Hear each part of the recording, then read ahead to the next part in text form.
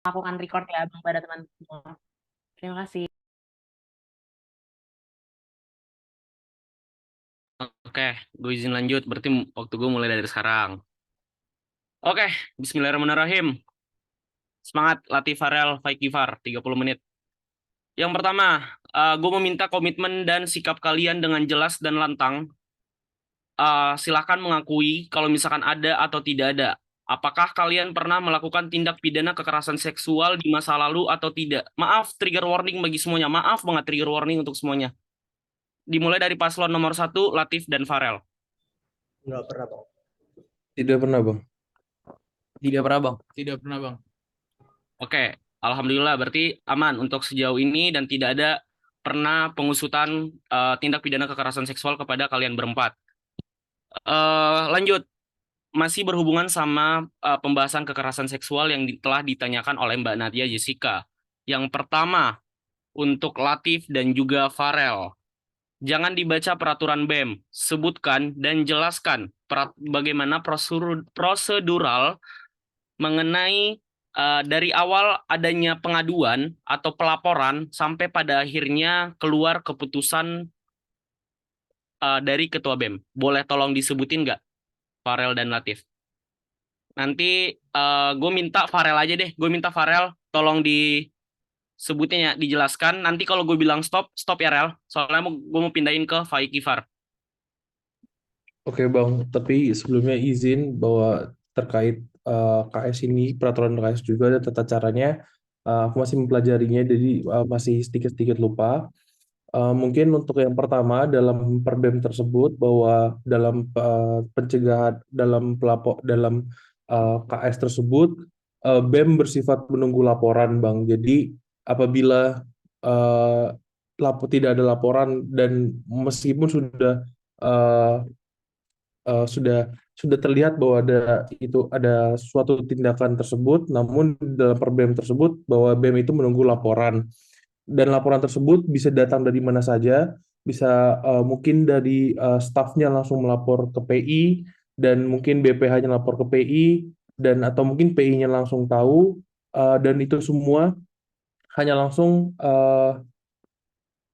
tidak boleh tahu kalau misalkan dari staff itu kasih tahu ke PI-nya, nanti PI menyampaikan kepada KBM-nya dan untuk BPH itu langsung menyampaikan ke ketua BEM-nya dan untuk PI juga langsung menyampaikan ke ketua BEM-nya dan tidak ada PI selain itu yang bisa mengetahui sebelum akhirnya dibentuk tim khusus yang untuk susunannya itu seingat saya itu ganjil dengan 2/3 seingat saya, Bang, dan itu juga harus berjenis kelamin sama dengan korban. Selanjutnya mungkin untuk itu sebelum Rel, dinyatakan. stop. Farel, stop. Thank you. Gifar, dilanjutin. Oke, Bang, mungkin izin kalau misalnya sorry Bang, kalau misalnya saya sebutkan dari awal yang sepemahaman saya nggak apa-apa nggak Bang? Maksudnya tidak harus melanjutkan dari Farel. Boleh. Iya, iya Bang. Oke Bang, kalau misalnya berdasarkan peraturan BEM, yang pertama jika adanya pelaporan kepada PI maupun BPH dari BEM, itu PI BPH tersebut tidak boleh untuk memberikan atau memberitahukan laporan tersebut atau kejadian tersebut ke siapapun. Dan pelaporan tersebut langsung diteruskan ke Ketua BEM, dan setelah itu, setelah Ketua BEM mendapatkan laporan tersebut dari PI maupun BPH tersebut, Ketua BEM dalam jangka waktu maksimal 7 hari harus membuat tim khusus, dan tim khususnya itu nanti berjumlah ganjil, dan nanti setelah dibuat tim khusus tersebut, tim khusus itu akan bertugas untuk memverifikasi laporan, lalu menginvestigasi dan membuat membuat verifikasi laporan, membuat investigasi, dan yang terakhir itu ada kesimpulan laporan rekomendasi. Nanti tersebut akan diserahkan lagi ke Ketua BEM yang nantinya akan dipakai Ketua BEM sebagai acuan atau rekomendasi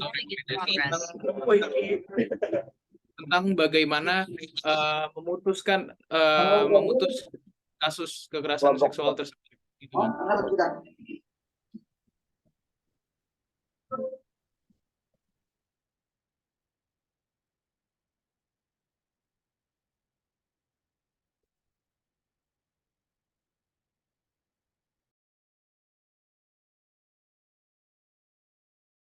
Oke, lanjut.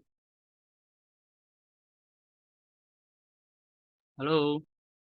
Sorry bang, ini gue lanjut bang.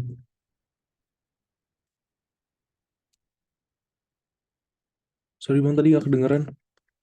Halo, tadi sorry, Gifar sampai mana? Gue kehilangan Oh, akses ke Gifar tadi. Oke, maaf Bang, mungkin izin mengulangi. Tadi setelah Ketua BEM mendapatkan laporan dari PI atau BPH yang diberitahukan kasus tersebut, Ketua BEM punya waktu jangka maksimal 7 hari untuk membuat tim khusus yang nantinya tim khusus tersebut akan melakukan investigasi atas laporan tersebut, memverifikasi laporannya, lalu melakukan investigasi dan yang terakhir membuat kesimpulan laporan rekomendasi yang akan diserahkan ke Ketua BEM dan nantinya laporan tersebut akan dijadikan acuan rekomendasi oleh Ketua BEM tersebut dalam memutus kasus kekerasan seksual itu, Bang. Oke. Eh, Faik dan juga Latif, boleh tolong sebutin nggak bentuk pemulihan kepada korban yang diatur dalam per BMKS itu apa? Seingat saya ada pemulihan medis, pemulihan fisik, dan pemulihan psikologis, Bang. Faik, ada tambahan? Tidak, Bang. Oke.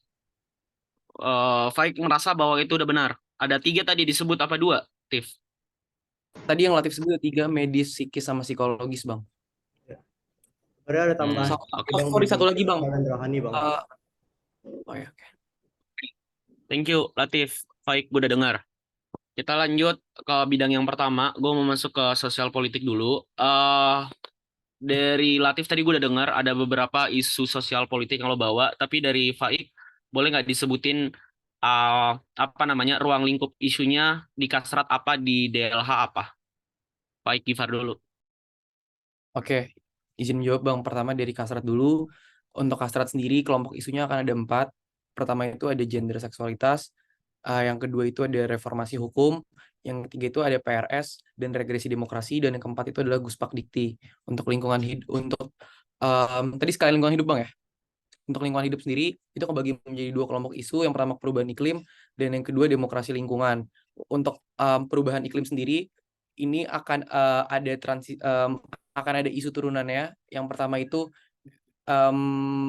transisi energi yang berkeadilan, dan yang kedua keuangan berkelanjutan. Untuk demokrasi lingkungan sendiri, ini kurang lebih akan ada yang pertama ada akses informasi partisipasi keadilan, konflik SDA, dan juga SLAP. Oke. Latif, boleh disebutin isu KS dan isu Kasrat dan isu DLH-nya apa aja? Oke, Bang. Kalau di isu Kasrat ada gender dan seksualitas, lalu ada pengusuran paksa dan pendidikan tinggi, ada reformasi hukum, ada pengusuran sipil, dan pelanggaran HAM berat pelanggaran HAM berat. Bang. Kalau untuk isu DLH ada perubahan iklim, transisi energi, dan SLAP, dan konflik SDA, Bang. Oke, thank you. Masuk ke Gifar, apa sih SLAP? Jelasin, Far. SLAP itu apa? Oke, Bang. Mungkin izin Bang, maaf banget. Jujur untuk SLAP, saya tidak tahu kepanjangannya, Bang. Tapi untuk penjelasannya kurang lebih saya memahami. Jadi SLAP itu pada intinya seperti kasus di keadilan yang pada intinya itu dipersulit atau diperpanjang karena adanya biasanya kekuasaan yang lebih dari misalnya perusahaan itu. Jadi mereka dalam pengadilan itu kayak dengan adanya sumber daya yang lebih itu, jadi dirasa rakyat-rakyat yang menjadi lawannya ini tidak bisa menggugat balik itu, Bang. Oke. Lo riset tentang SLAP sama siapa? Slab itu sempat ke mention di ini Bang Adam. Di Oke, Adam. izin, Itu izin, boleh masuk Ik. sorry, izin meluruskan Bang, slab itu kurang lebih gugatan balik dari pihak atau company yang digugat oleh masyarakat Bang. Oke. Kalian udah riset sama BPH DLH tahun ini apa belum? Sudah Bang. Udah. Nah, itu yang jauh lebih paham udah bilang kalau misalkan itu masih dipertanyakan jawaban dari Fake dan Gifar. Oke? Fake Gifar belajar lagi. Ayo, Latif, Farel. Kenapa penggusuran paksa masih dibawa di tahun ini? Farel duluan yang jawab. Cross aja ya. Gue udah tulis. Oke, Bang, mungkin alasan kita masih membawa penggusuran paksa yaitu kita melihat bahwa masih ada kasus yang di Pancoran itu, Bang, yang di yang Lu mau pakai nggak aku HP besok atau mau gue pinjem lagi dong? Sorry. Nisa, Tolong mute. Waleleng. Anissa Waleleng, tolong mute. Udah. Ini host bisa mute nggak sih, host? Ya, maaf. Host, boleh Maaf. cekatan nggak host? Tolong host, cekatan dong. Lanjut, Farel.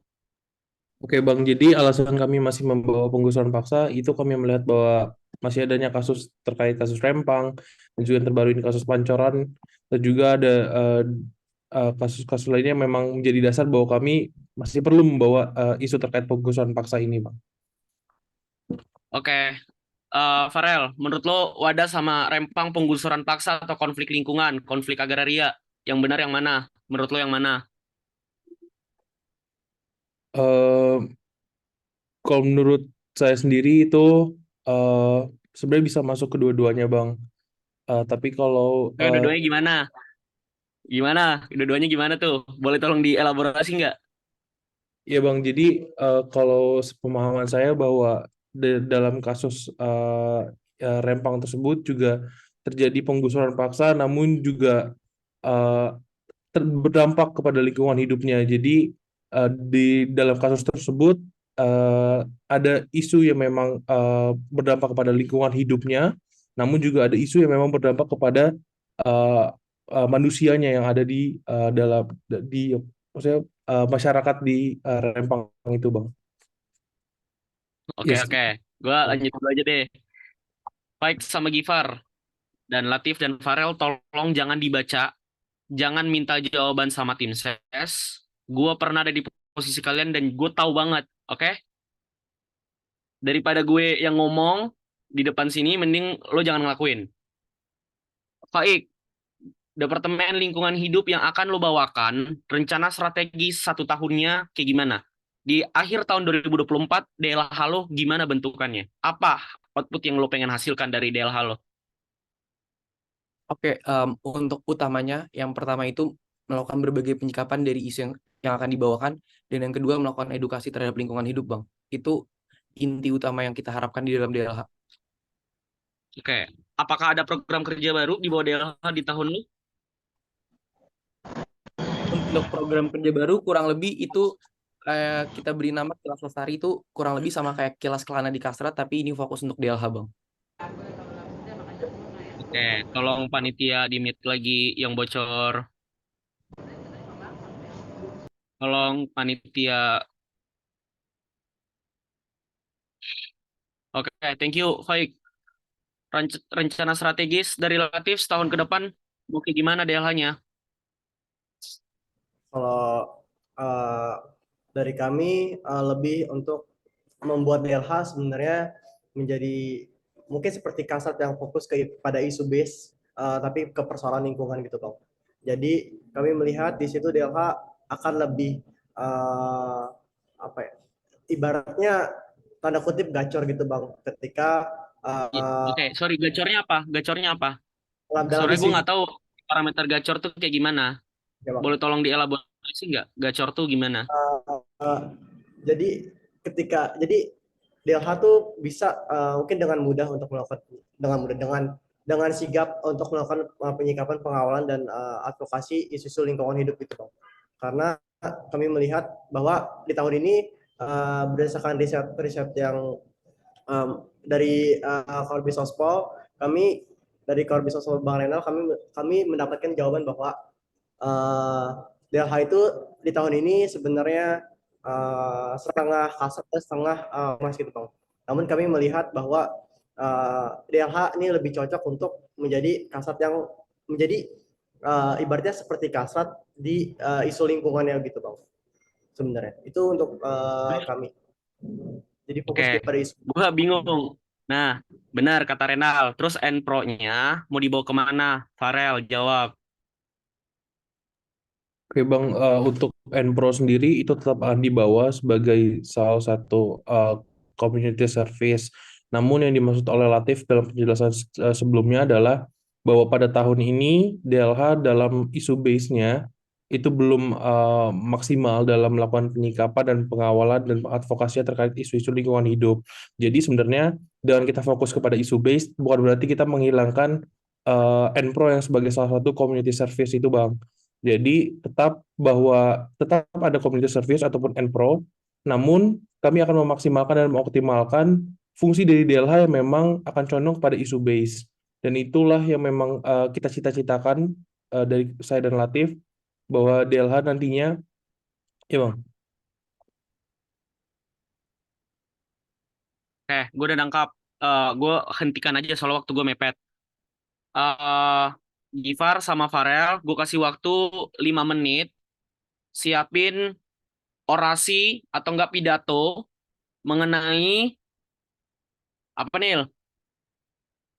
Ini aja deh, orasi karena ini departemen baru.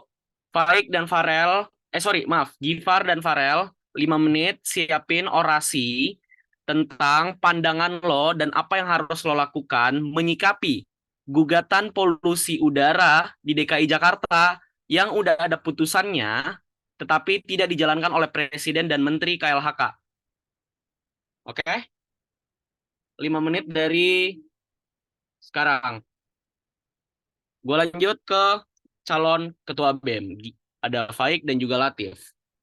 Faik dan Latif sama-sama memiliki evaluasi bahwasannya di BEM tahun ini, ataupun di BEM tahunnya Adam dan Fadel, itu masih ada permasalahan internal, mulai dari pola komunikasi dan juga kurang kenal satu sama lain. Apa sih yang pengen kalian rubah, maksudnya apa solusi yang kalian tawarkan dari permasalahan yang mungkin tiap tahun selalu ada nih, pola komunikasi, tidak kenal satu sama lain, BEM kurang bonding, dan seterusnya.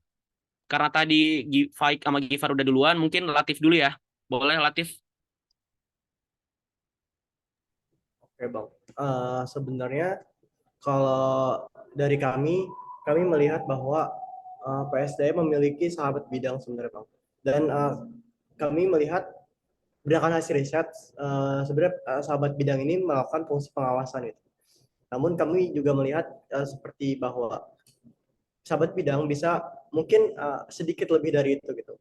Seperti mengajak bidang-bidang, seperti mengajak biro dan departemen yang dia pegang untuk mengikuti kegiatan-kegiatan internal gitu Bang.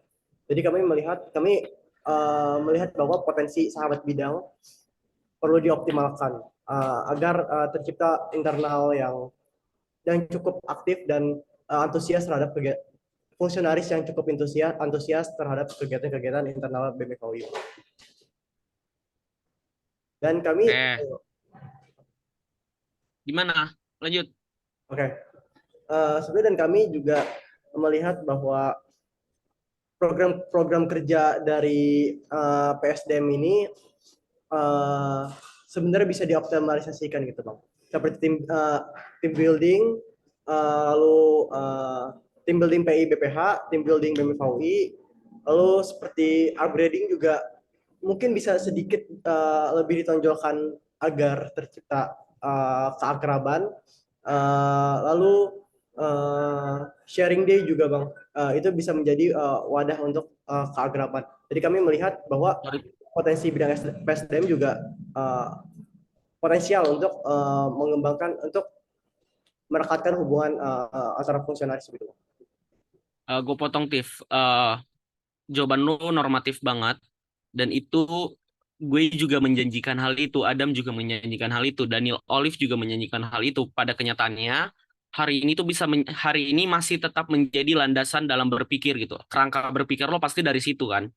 Berarti gue, Daniel Olive, Adam, Banatje, Surya, Haris, dan seluruh KBM dan Wakabem terdahulu, itu berarti masih kurang sukses kan dalam permasalahan ini. Kenapa yang kalian tawarkan tetap sama? Ada jawaban lain nggak yang lebih kreatif?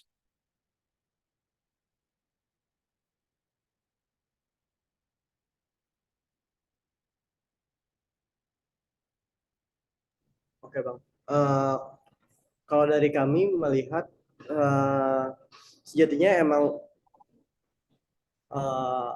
agak mirip dengan apa yang ditawarkan dengan BBM terdahulu. Tapi di satu sisi kami menilai bahwa proker-proker yang ada di PSDM sejatinya bisa diubah konsepnya agar lebih bisa menarik gitu Bang.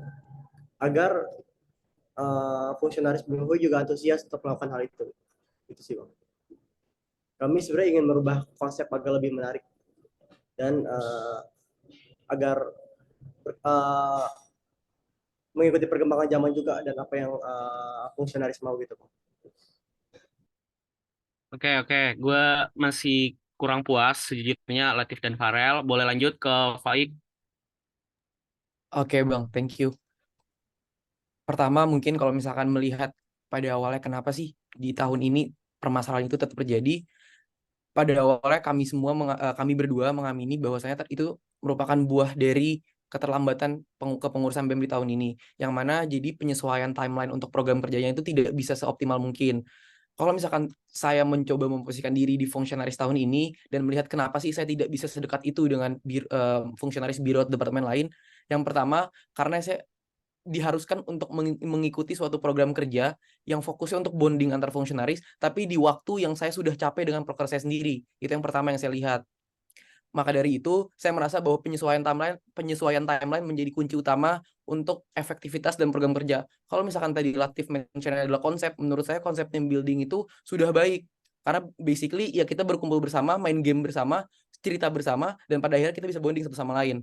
Kalau misalkan yang kedua, evaluasi yang saya lihat adalah adanya superioritas bidang di antara BEM FAUI. Saya merasa dan saya yakini, saya random sampling ke beberapa teman saya yang ada di bidang tertentu. Contoh saja konkret di bidang 3, beberapa orang di bidang 3 mengakui, oke, gue bangga jadi anak Bitkem, gue bukan bangga jadi anak BEM. Dan menurut saya, itu merupakan satu hal yang tidak tertib berpikir ketika kalian join organisasi, yang mana kalian harus menjunjung tinggi entitas organisasi tersebut secara keseluruhan. Dan menurut saya, itu perlu dimitigasi, Dan yang ketiga, kalau yang saya rasa cukup sepakat dengan Latif, itu bisa dioptimalisasikan dengan efektivitas sahabat bidang. Kalau menurut saya sahabat bidang itu sebenarnya secara konsep sudah baik, tapi yang menjadi PR adalah bagaimana sumber daya manusia itu bisa secara efektif menjalankan konsep tersebut. Oke, thank you. Sebelum masuk orasi, Faik jawab cepat. SPI perlu di BEM FAUI apa tidak? Latif, SPI perlu di BEM FAUI atau tidak? Izin jawab, Bang. Perlu Bang. Berdasarkan riset. Dua-duanya sepakat? Saya Latif belum menjawab, sepakat Bang. nggak? Saya sepakat Bang. Tapi untuk konsepannya yang sesuai dengan BEM FAUI, saya belum riset lebih jauh tentang hal itu. Tapi saya sepakat bahwa sebenarnya perlu pengawasan internal juga. Oke, Faik. Untuk saat ini saya belum bisa bilang sepakat ataupun tidak sepakat karena balik lagi belum riset untuk mengenai itu. Tapi kalau misalkan secara kasar melihat fungsi ataupun tugas dari SPI, saya rasa itu bisa menjadi salah satu upaya untuk meminimalisir permasalahan-permasalahan internal BEM FAUI. Oke. Gue pengen apa yang udah 2 tahun lo buat, kalian berempat, akuin di hari ini. Apakah pada saat kalian berempat, pas menjadi BPH, apakah udah mempergunakan sahabat bidang dengan baik dan benar? Ayo jawaban singkat, mulai dari Latif Farel.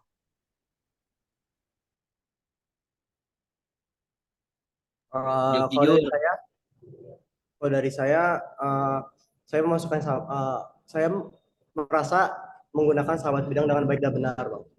Saya memasukkan sahabat bidang itu ke grup dan pernah pada beberapa waktu juga untuk mengajak kegiatan-kegiatan dari Kasat itu sendiri seperti rapat juga, aksi dan lain sebagainya. Namun yang mungkin yang terjadi ya, dari SDM sahabat bidangnya itu sendiri, Bang, yang mungkin masih perlu dioptimalkan. Kalau saya lihat begitu. Oke, Farel. Baik Bang, kalau dari saya sendiri di Departemen Advokasi kami sudah mengoptimalkan sahabat bidang itu juga. Kami menggunakan dalam grup, kami juga sering mengajak bahwa untuk ikut ke dalam rapat departemen.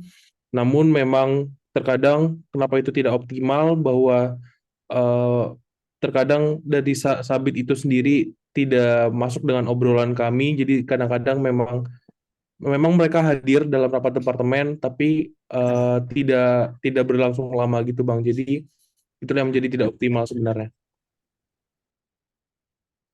Oke, lanjut Faik dan Gifar. Izin menjawab Bang, kalau misalkan based on 1 tahun kepengurusan sebagai BPH, saya bilang ini progres yang jauh lebih baik dibandingkan tahun sebelumnya. Kalau misalkan berdasarkan riset saya dengan Bang Fadil juga, ketika Bang Fadil menjadi wakil ketua BEM, evaluasi untuk Pengkar apa nggak pernah masukin sabit ke dalam grup. Dan pada tahun ini saya bisa yakini dan saya bisa pastikan bahwa tahun ini tidak ada 2 grup, hanya ada 1 grup dan sabit itu masuk ke dalam grup itu. Dan menurut saya itu salah satu progres konkretnya. Baik, Gifar. Baik. Kalau misalnya dari saya merasa peran sabit sudah cukup baik dalam Departemen Perma dan BSO, tetapi saya tidak dipungkiri bahwa saya merasa masih ada ruang-ruang untuk pengoptimalan maupun diupayakan untuk menjadi lebih baik lagi. Tapi secara overall yang sudah saya rasakan dan saya alami, sahabat bidang dari Departemen Perma BSO sudah cukup melakukan tugas-tugasnya dengan baik, Bang. Gifar jangan keluar dari konteks. Lo masukin sabit lo apa enggak? Oke Bang, kalau misalnya di kepengurusan ini untuk sabit dari Perma tidak masuk ke grup ini Bang. Jadi ada 2 grup Bang. Oke, berarti dari 4 calon, Latif, Farel, dan juga Faik udah memperlakukan sahabat bidang dengan manusiawi, sedangkan Gifar tidak ya. Itu catatan publik aja. Lanjut, karena paslon nomor 1 Farel boleh tolong langsung orasi, baru langsung dilanjut sama Gifar. Tolong teman-teman dilihat ya, hasil orasinya seperti apa. Gue udah baik banget, langsung 5 menit nih ngasihnya. Lanjut, Farel, waktu dan tempat dipersilakan. Baik, terima kasih Bang. Selamat sore, selamat menghidup udara kotor bagi kita semua. Ruang dengan udara bersih merupakan hak asasi manusia. Negara melalui organ eksekutif yang merupakan pelindung hak asasi manusia sesuai Undang-Undang Dasar Negara Republik Indonesia sudah seharusnya melaksanakan tugasnya. Di mana pemerintah saat ini sudah ada putusan terkait polusi udara di Jakarta. Namun pemerintah teman-teman, kembali lagi pemerintah tidak hadir dan tidak mengawal terkait putusan tersebut. Bagaimana rakyat bisa percaya bahwa pemerintah mampu mengatasi permasalahan terkait polusi tersebut? Teman-teman, udara bersih sebagai hak asasi kita semua merupakan hal yang harus kita dapatkan dengan mudah. Mari kita semua sepakat bahwa pemerintah harus mengawal kasus polusi di Jakarta dan terus mencoba untuk melakukan pencegahan terkait polusi tersebut. Mungkin sekian Bang dari saya. Oke, thank you. Lanjut, Gifar. Baik. Selamat malam teman-teman semua. Hari ini kita berkumpul di sini untuk membahas sebuah isu yang sangat penting bagi kita semua. Gugatan polusi udara Jakarta. Polusi udara telah menjadi ancaman serius bagi kesehatan kita dan keberlangsungan hidup kita serta lingkungan tempat kita tinggal. Setiap napas yang kita hirup seharusnya merupakan hak yang mendasar, tetapi polusi udara telah mengancam hak ini. Dampaknya terhadap kesehatan kita sangat nyata, mulai dari permasalahan pernapasan hingga penyakit serius yang dapat mengancam nyawa kita dan kehidupan anak cucu kita nantinya. Kita tidak bisa lagi mengabaikan hal ini. Pada 2010, terjadi 5 juta kasus timbulnya penyakit yang berkaitan dengan pencemaran udara. Dan penyakit tersebut meningkat pada tahun 2016 menjadi 6 juta kasus. Akibatnya, masyarakat DKI Jakarta menanggung beban biaya sebesar 38,5 triliun rupiah pada tahun 2010 dan 51,2 triliun pada 2016 untuk pengobatan penyakit yang berhubungan dengan pencemaran udara. Tercemarnya udara di Jakarta merupakan akibat dari kegiatan masyarakat yang mencakup penggunaan kendaraan bermotor, industri, pembangkit listrik, dan pembakaran sampah. Inilah saatnya bagi kita semua untuk bertindak, meminta pertanggungjawaban dan perubahan yang sebagaimana diputuskan oleh pengadilan. Kita perlu meminta pertanggungjawaban dari pemerintah, perusahaan, dan para tergugat untuk mengambil langkah-langkah nyata dalam mengurangi polusi udara. Investasi dalam energi terbarukan, regulasi yang ketat terhadap emisi industri, penggunaan transportasi yang ramah lingkungan, serta kesadaran individu dalam mengurangi jejak karbon harus menjadi prioritas kita bersama. Kita memiliki kekuatan untuk mengubah arah masa depan kita. Mari bergandengan tangan dan terus berjuang untuk memperjuangkan hal ini. Terima kasih. Thank you, Farel dan juga Gifar. Tapi gue harus akuin kalau orasi lo jauh melebihi ekspektasi gue. Dan gue juga tidak berharap kalau misalkan kalian langsung ngechat tim ses kalian untuk bikin itu. Gak usah bikin pengakuan sama gue kalau itu lu buatin apa enggak, tapi gue bisa jamin itu lu dibuatin semuanya. Oke?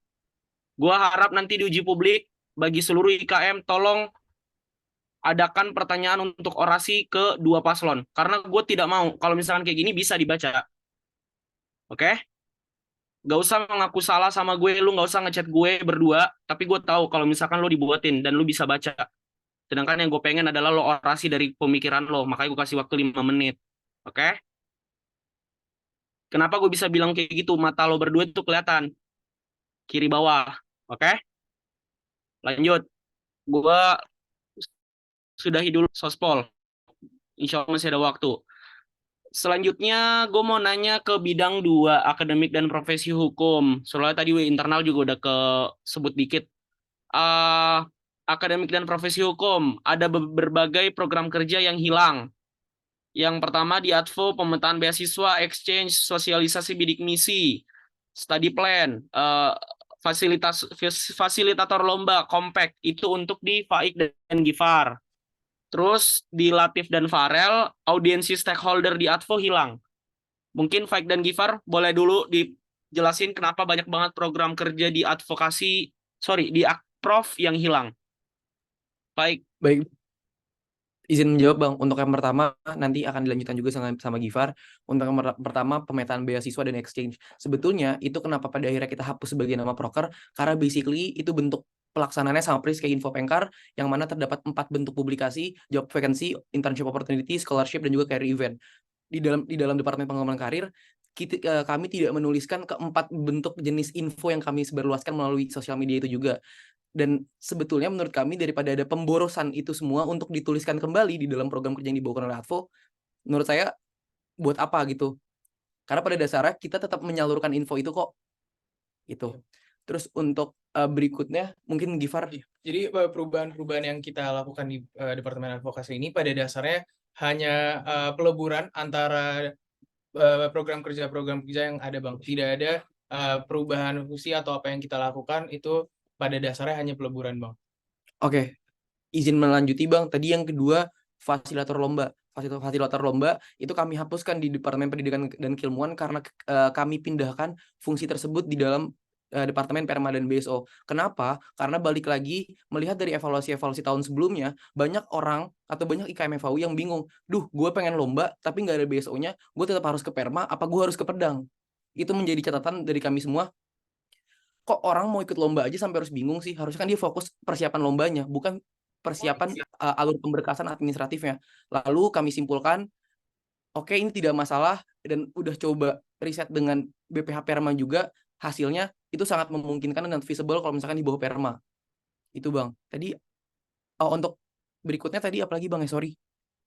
Oke, udah itu dulu untuk Faik Gifar. Farel, lu istirahat bentar ya, gue mau memperdalam di Faik Gifar dulu. Tadi lu bilang kalau misalkan lu tetap menjalankan berbagai program kerja yang lu... Izin Bang, mohon maaf. Dikarenakan waktu sudah habis, jadi mungkin boleh aja langsung dijawab sama Bang Farel untuk pertanyaan Abang, nanti bisa Bang lanjutkan di sesi tanya jawab publik Bang. Mohon maaf sudah overtime 3 menit Bang. Oke. gue boleh nggak selesain satu pertanyaan ini baru ada obrol. Ya, gue minta 5 menit lagi deh, ya. Daniel bisa nggak? Daniel dimundurin dikit. Nil, Bisa bang, bersedia nggak, Nil? aman bang. Bersedia Baik, bang. kalau gitu untuk Bang Fadel 18.30 ya Bang. 18.30 kita langsung masuk ke sesi selanjutnya. Terima kasih. Oke, thank you Helena atas kebijaksanaannya. Boleh, Faik dan Gifar. Kenapa program kerja itu dihapus? Karena kalian juga tahu ada PIC-nya masing-masing, tanggung jawabnya beda-beda. Kenapa dihapus gitu? Ini spesifik untuk apa ya, Bang? Untuk yang pemetaan extension beasiswa. Benar, pemetaan exchange, beasiswa kan itu berbeda sebenarnya sama Info-Advo. Karena dia beda, tanggung jawabnya beda, PIC-nya beda. Makanya di setiap green design itu pasti bakal dimasukkan semuanya walaupun memang kerjanya bisa dibilang berhubungan gitu. Oke, ini sejauh yang kami pahami juga dan yang kami tangkap dan sudah divalidasi juga oleh BP-Advo, basically pemetaan beasiswa dan pemetaan exchange itu merupakan bentuk informasi yang dipublikasikan di dalam Info-Advo. Lalu kami akhirnya merumuskan gimana ya biar pembagian PIC ini lebih merata dan jauh lebih efektif nih. Dan terlihat prokernya nggak banyak-banyak banget kok. Jadi nggak terlalu pack. Akhirnya menurut kami berdua ada satu formulasi yang cukup baik dan sudah saya jalani juga ketika selama kepengurusan di Pengkar, yang mana itu akan ada rolling PIC di tiap 2 minggu sekali atau bisa kemungkinan 1 bulan sekali untuk melakukan publikasi mengenai pemetaan exchange maupun pemetaan beasiswa. Jadi balik lagi, sebetulnya untuk esensi dari pemberian informasi itu tidak kami hilangkan, tapi kami lebur di dalam Info-Advo itu. Sama halnya persis dengan Info Pengkar. Oke. Lanjut. Kenapa sih fasilitator lomba lu pindahin ke Perma? Tadi lu bilang kalau misalkan BPH Perma sepakat dengan hal itu. Lu pernah nanya nggak ke BPHP dan ke Farel, Faik dan Gifar? Bang, kalau misalnya seperti itu kita sudah sempat mention juga ke BPHP dan terkait pemindahan ini, dan sejauh yang kita riseti waktu kosannya dari BPH Brenka ingin kita bawakan, dan kita juga merasa benar seperti apa yang tadi kata Baik bahwa beberapa IKM FHUI yang ingin lomba itu masih bingung gitu mau ke Perma atau Pedang nih, fasilitator lomba itu gimana, harus ke siapa. Jadi kita memutuskan untuk memindahkan ini ke Departemen Perma BSO. Sebetulnya itu juga dari Departemen Perma dan BSO itu akan lebih mudah dalam memetakan tentara merah yang berlomba begitu, Bang.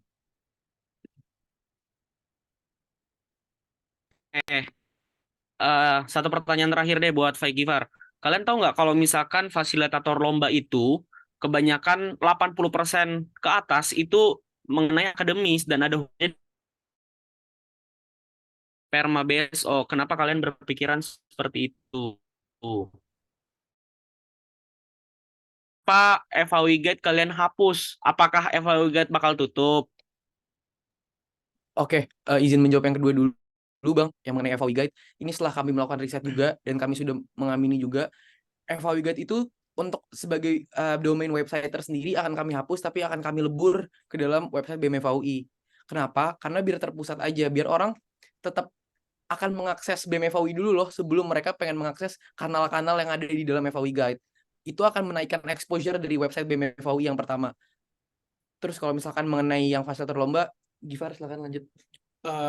Iya Bang, kalau misalnya seperti itu kan juga pengembangan minat bakat keilmuan itu kan juga ada di Perma dan BSO Bang. Jadi mungkin salah satu kita taruh di Perma BSO juga karena ada fungsi tersebut sih Bang. Oke. Yang gue bisa jawab, gue sebenarnya masih pengen banget untuk ngulik, tapi yang bisa gue jawab tolong diresitin lagi kepada BPH-BPH terkait dan juga mantan BPH. Waktu gue sisa 1 menit, ayo Latif dan Farel, kenapa audiensi stakeholder dihilangkan dari Grand Design? Benar apa tidak, Farel dan Latif? Yang jawab Latif ya. Enggak bang, itu masih ada audisi dekanat juga bang, dan itu satu rangkaian juga bang. Kan audiensi stakeholder sama audiensi dekanat berbeda. Audiensi stakeholder yang lo tahu apa? Audiensi stakeholder tuh sebenarnya audiensi untuk lebih ke dekanat sama ke kemahasiswaan Bang. Ayo, Jadi audiens stakeholder tuh apa? kenapa Bang? Audiensi stakeholder tuh ke siapa? Sebenarnya audiensi stakeholder itu ke stakeholder yang ada di FAUI juga Bang. Iya, siapa? Kan jelas audiensi stakeholder tuh siapa orangnya. Ayo, gue nggak bakal lanjut nih kalau lu salah di sini. Ke kemahasiswaan Bang.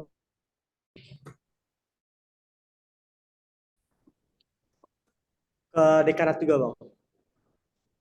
Oke, dekanat, apalagi Terus manajer pendidikan. Terus sama manajer manajer pendidikan tuh apa namanya? Stakeholdernya apa? eh, Manajer biro pendidikan. pendidikan, biro pendidikan. Oke, biro pendidikan. Dewa Ayu tolong mute waktu gue dikit. Apalagi Latif?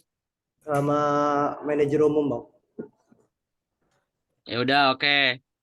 Lain kali lo hafal, ini penting banget. Dan kenapa dihapus gitu? Farel, jawaban yang paling betul. Apa, Farel? Oke Bang, izin jawab untuk audiensi stakeholder kenapa tidak dimasukkan karena itu salah satu rangkaian STA. Jadi memang kita hapus karena memang itu pada akhirnya dari tahun ke tahun pun itu rangkaian acara STA Bang pada awalnya. Jadi STA itu kita mendapatkan aspirasi lalu mengaudiensikan kepada manajer-manajer. Satu ada manajer pendidikan dan biro pendidikan, manajer kemahasiswaan, dan sekarang tuh manajer umum berubah jadi manajer Ventura dan fasilitas itu sekarang Bu Hening dan staf ahlinya tetap Pak Wardi Pak Bang. Oke. Bukannya STA yang termasuk audiensi stakeholder ya? Selama ini audiensi stakeholder rangkaian STA Bang, Share to Advo. Oh, oke. Waktu gue udah habis, guys. Disayangkan banget, tapi gue minta 2 menit moderator. Gue tidak bakal ngasih pertanyaan ya. Izin ya, Helena ya. Gue mau ngasih closing statement dari sekarang deh. Boleh? 2 menit buat Silakan ngerekap Bang, semuanya. silakan Bang. Terima kasih Helena. Pak Ik, Gifar, Farel, dan juga Latif, kalian jawabannya masih banyak banget yang mentah. Gue tidak mengulik kalian karena apa? Waktu gue dikit. Pertanyaan yang dititip ke gue banyak. Oke?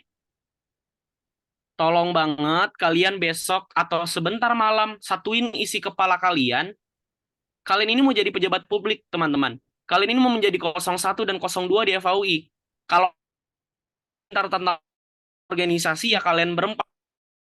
Tadi audiensi stakeholder nggak tahu. Pak Giver tadi slide masih salah. Pak Giver dan juga Farel masih membaca untuk orasi. Oke? Gue izin banget nih menegur kalian berempat. Diperbaiki lagi teman-teman. Masih ada waktu. Jangan sampai diuji publik. Kalian malu-maluin aja berempat. Oke? Kalian masih punya niat baik melanjutkan ini? Siap Bang. Masih? Thank you Bang inputnya. Oke. Terakhir, ada tugas tambahan dari Fadel dan juga Adam. Boleh tolong disiapkan notulnya? Baik Gifar, Latif, Farel. Udah siap belum? Notul? Udah Bang. Oke, udah siap ya. Gue dan Adam selaku Ketua BEM dan Wakil Ketua BEM FAUI 2022 ingin menantang kalian secara terbuka, baik di Zoom ini ataupun secara luas. Menantang video berbentuk Reels yang berisi edukasi dan pernyataan ke publik mengenai satu, pandangan kalian mengenai maraknya kasus kekerasan seksual di Universitas Indonesia, terkhusus Fakultas Hukum. Aman, Notul? Aman? 2. Cara pencegahan dan penanggulangan yang akan dilakukan apabila terjadi tindak pidana kekerasan seksual di lingkungan internal BEM FAUI ataupun di lingkungan FAUI. Aman? 3. Hal-hal yang akan kalian bawakan dan akan kalian lakukan sebagai koordinator isu kekerasan seksual dalam kampus di Universitas Indonesia bersama Aliansi BEM se-UI. Oke, jadi poin ketiga rada lompat nih. 4, gue meminta kalian berempat untuk membuat kalimat atau kalimat berisi komitmen dan atau sikap kalian apabila terjadi tindak pidana kekerasan seksual yang dilakukan oleh kalian berempat dan atau pengurus inti kalian dan atau badan pengurus harian kalian dan atau staf kalian. Intinya yang udah 4 poin doang. Ada yang kelewat? Faik, Gifar, Latif, Farel? Bang izin yang ketiga tadi agak kelewat bang. Sorry. Oke, yang ketiga gue ulang ya. Hal-hal yang bakal dibawakan dan dilakukan sebagai koordinator isu kekerasan seksual dalam kampus bersama dengan Aliansi BEM se-UI.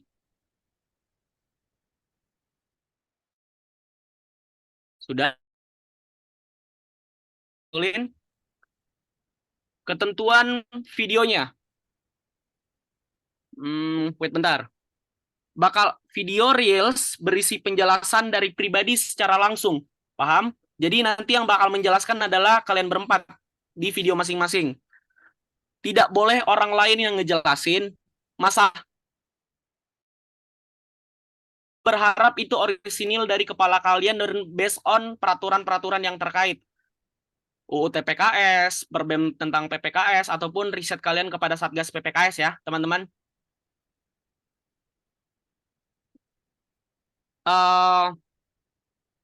Tidak boleh menggunakan slide PPT, jadi murni muka kalian aja semua. Oke?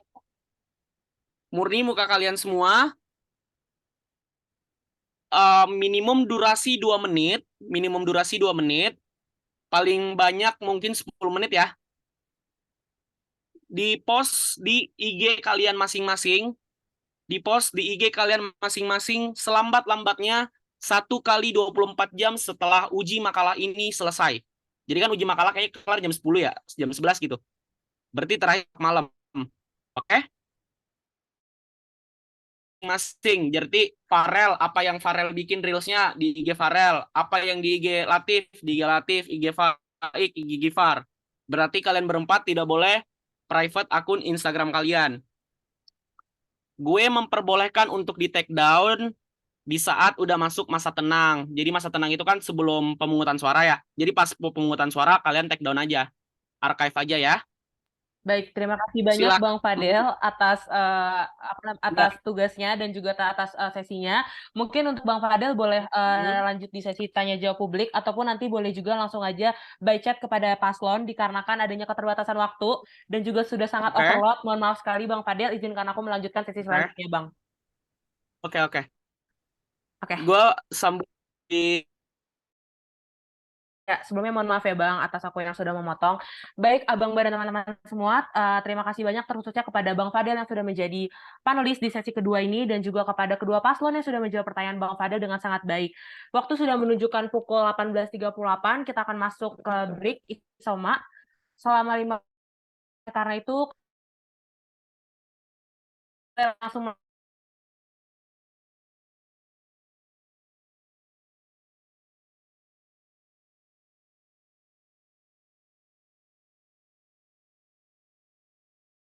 ini lagi pada pukul 18.55 dan nanti akan dilanjutkan pada sesi panelis ketiga. Terima kasih. Oke. Helen, sorry, motong. Ini Iya, sekalian Bang. boleh minta tolong nggak? Boleh, Bang. Zoom-nya 100 nih. Sebelum ke sesi berikutnya boleh ya? Ya, Soalnya ya, kasihan baik, Bang. banyak yang ngechat. Ya, baik Bang. Dalam waktu 15 menit ini panitia sedang urus ya Bang. Terima kasih banyak Bang. Mohon maaf atas Oke, keterkendalaannya. makasih Helena Iya, and terima Friends. kasih juga Bang. thank you guys. Gue izin off cam. Latif, Farel, Faik, Gifar ada di kolom chat ya. Baik bang, terima kasih bang.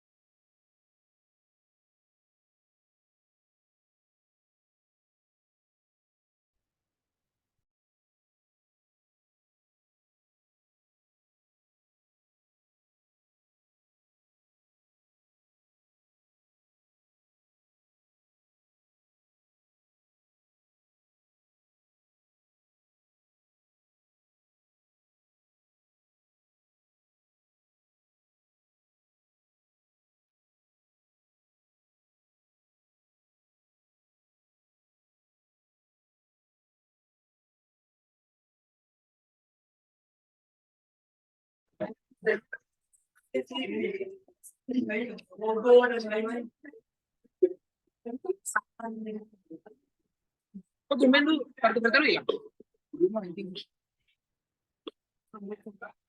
Tidak.